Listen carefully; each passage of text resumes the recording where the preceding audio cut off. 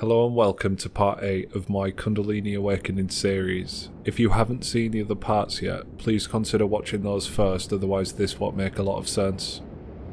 Kundalini Awakening. A journey to a distant world. Day 132. After cooking dinner for my family, I filled the kitchen sink and began washing the dishes. When I placed one of the dirty pan lids in the water, I nearly fell sidewards as if my body automatically moved in synchronicity with the motion I had created in the water. Initially, this shocked me because I wasn't really expecting that to happen, since I was pretty much in autopilot while experiencing this. I'm not really sure why this occurred, but more and more I feel a distinct relationship forming between my inner experience and physical water. I've been experimenting with this quite a bit while bathing or showering.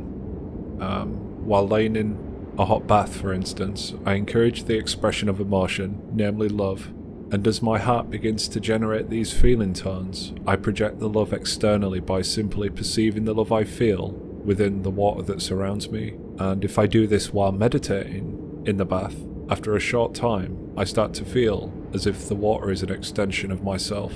While showering, I sometimes hold the shower head close to my crown, and just like I mentioned in an earlier entry about the interaction I noticed with the wind while walking around outside, the water feels as if it's interacting with my inner experience. Perhaps it's less of a physical interaction with the water itself and more just the fact I'm focusing on the motion/sensation of water being translated by my inner experience. More and more, I have been experimenting with each of my chakras. One by one, I allow my chakras to meet and interact with the water. For instance, while holding the shower head over my heart, I allow my heart to radiate love as the water showers my chest. It's quite a pleasurable experience and seems to be somewhat cleansing in nature. And it does overall reduce the pressure, especially if I hold the shower head over my third eye or crown while interacting. It does seem to alleviate a lot of the more unpleasant aspects of the experience. I've been having fun with this and practiced the technique with specific intentions in mind, and the possibilities of employing this technique seem to be endless. Whenever I place my inner hands inside the stream of energy I feel flowing within, the inner sensation is very similar to running tap water over my physical hands. Day 140. My physical hands and inner hands appear to be synchronizing further in response to all of this inner work. More and more, my physical hands are mirroring what I seem to be doing within my inner experience, even if I'm not actively practicing. I always seem to be constantly operating and trying to reorient everything in the hope of reducing this constant pressure. Consequently, my left hand is starting to ache since it's almost always in motion throughout the day. I'm not trying to imply that the finger-hand movement isn't voluntary or anything like that, because I can consciously stop it from happening, but whenever I'm doing the inner work, I seem to be able to move far easier if I do allow my hand to mirror the hand I perceive within. I can force myself not to move my physical hands, but then I become far less proficient in terms of general inner navigation. Now, I'm unsure whether or not I've written about this before, but because of the mirroring that occurs between my inner hand and my physical hand, more and more I feel as if I'm physically holding the inner objects I perceive with my physical hands. It's a bit disconcerting sometimes, because it really does feel as if I'm holding all these phantom objects with my actual physical hands. Day 145. I am finding it increasingly difficult to describe or compare this with anything now, so please forgive the abstract and seemingly conflicting descriptions. I can only hope that this is not as infuriating to read, or listen to rather, as it is for me to translate. To start with, my feet no longer feel like feet.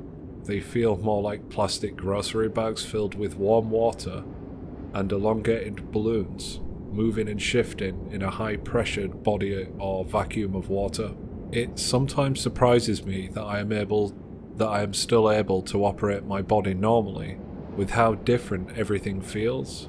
At times, the pressure grows so great, I worry I'm going to be ripped out of my physical body. Recently, to my horror, I've been waking up in the night, somewhat confused and unable to interpret or make sense of my physical environment. It's as if I'm not completely present or focused in my body when this takes place. My depth perception seems to go out of the window in this state too. Thankfully, it seems to fade quickly upon waking up, but it's still quite alarming while I'm experiencing it. I may have actually mentioned this in an earlier entry, but recently while meditating or trying to spread my awareness throughout my body, I feel a distinct block located near my sacral chakra. It really does sometimes feel as if there's a thick belt of a hard substance constricting in a way that is extremely unpleasant. It's very similar to the sensation of being choked, but instead of my neck, it's my lower abdomen. And whenever I place more of my attention upon this block, the pressure seems to become far more intense and I begin to feel extreme discomfort throughout both of my testicles. At the same time, my lips feel as if they are burning hot, almost as if they are coated in a chemical irritant that's seemingly producing heat. Day 147. Earlier, while attempting to sleep, I ended up having an extremely vivid lucid dream. Initially, I found myself drifting between waking and light sleep, enjoying the hypnagogic imagery that would randomly emerge from the depths of my subconscious. I attempted to loosely hold one of these emerging scenes in the hope of seeing the details more clearly, and as I did this, the image quickly began to brighten and focus until it seemed clearer than day. Now, I'm not exaggerating when I say this, the scene grew as clear and as vivid as any waking moment I'd experienced in life. I maintained lucidity and found myself in a desolate, mountainous environment which reminded me a little of the Grand Canyon.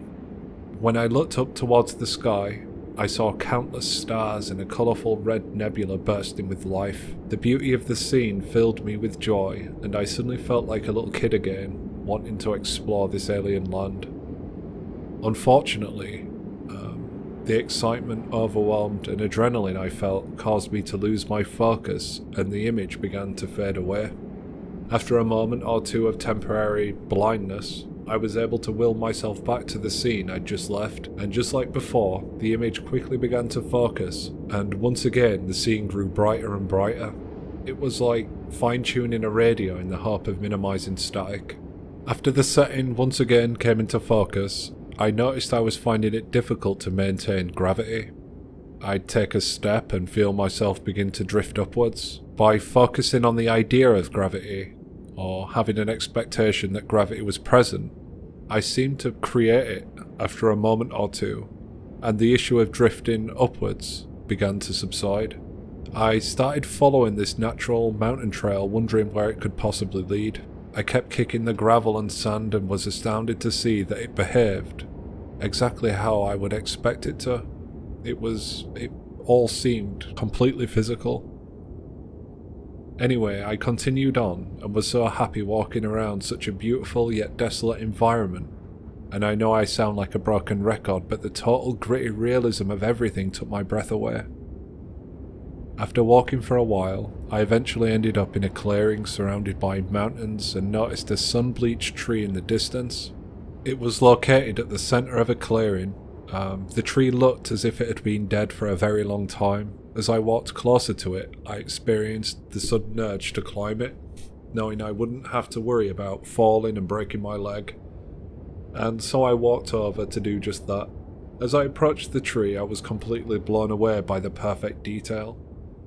Bear in mind that throughout all of this, I had my fully functional conscious mind. That's why I share these, because it was only in the wake of having the Kundalini experience that these out-of-body experiences and dreams that became so damn vivid in a way that seems to defy logic. It's like effortless detail. It became effortlessly vivid. That's why I share these. As I approached the tree, I was completely blown away by the perfect detail. I ended up placing my arms around the tree, getting ready to climb it, and I noticed that it seemed to be missing all of its bark. It was so smooth to the touch. It felt completely dry as well.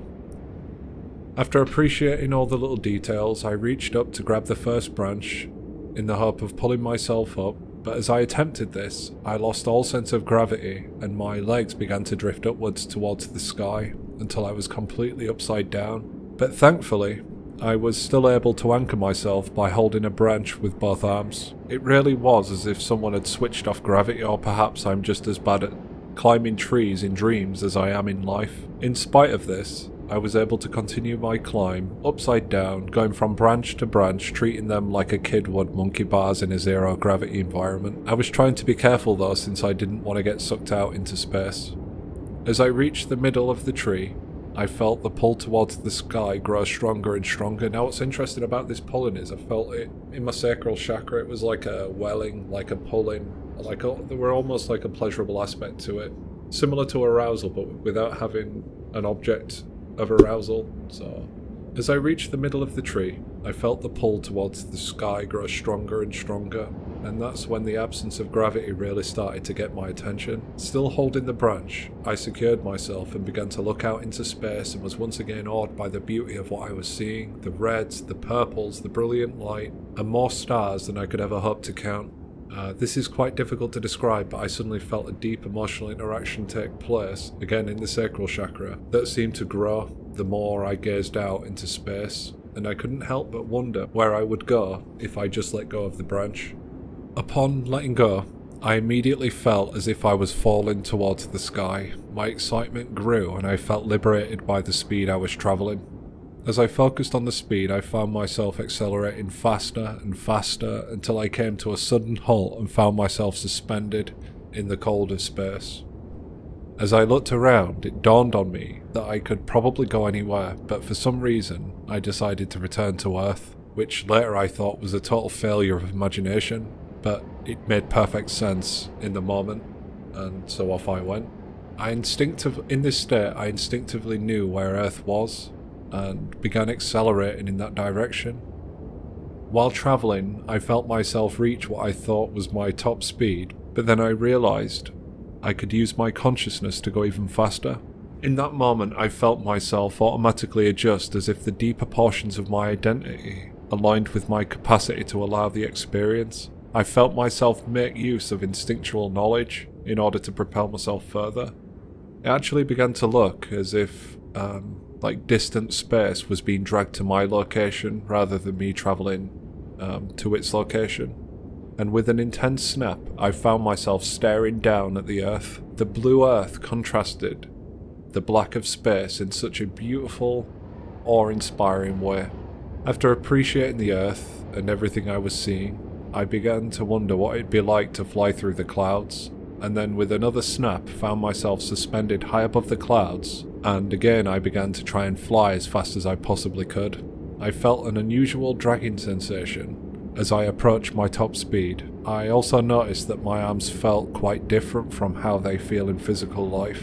They looked the same, but for some reason both arms felt as if they were elongated or had something attached to them near the shoulder.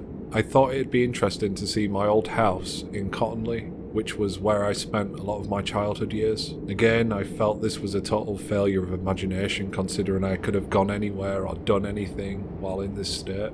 I don't actually know why it seemed like such a good idea at the time, but sure enough, I found myself high above the car park near my old house. I started drifting towards the ground and surprisingly found it quite difficult to land because I kept floating back up, as if the ground itself was repelling me. I solved this by just focusing on the pavement with a general expectation, just like before, gravity being present. It really was as if I was stood there in real life. Again, it was just as bright and just as clear. The only difference I could observe was everything seemed to have a slightly blue hue. I awoke shortly after, feeling completely revitalized by my experience. It was like being reacquainted with a part of myself that I'd almost forgotten. A part that values fun and play as much as I value my inner work and study. Thank you for watching until the end. I hope to have the next part out by early next week.